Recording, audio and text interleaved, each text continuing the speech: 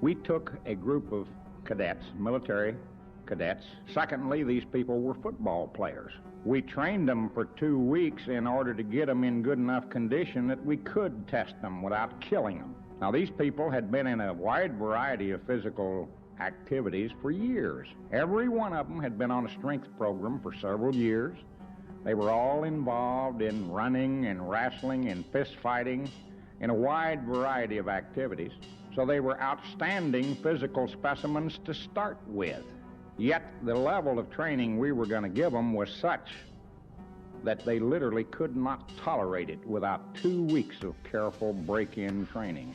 After 2 weeks, then we tested them. And then a little less than 6 weeks later, we tested them again.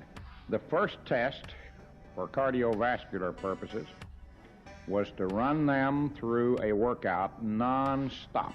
And then we wired them up with a transmitter on their chest, transmitting a signal from their heart to an EKG, which we had modified for this purpose.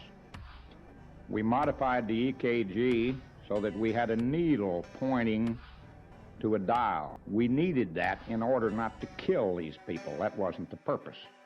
The idea was to test them, not to kill them.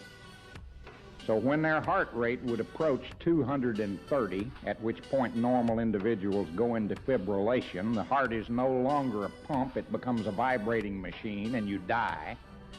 So when their heart would get over 225, we'd back off a little. When it got down to about 210, we'd lean on them again. And we kept these people at that level for 40 minutes. Within a few seconds of getting into the program, less than a minute, they were way over 200, and they stayed that way for 40 minutes. 6 weeks later, we put them through the same program. Except by that point, they had improved so much that they were able to perform 60% more work in only 75% of the time.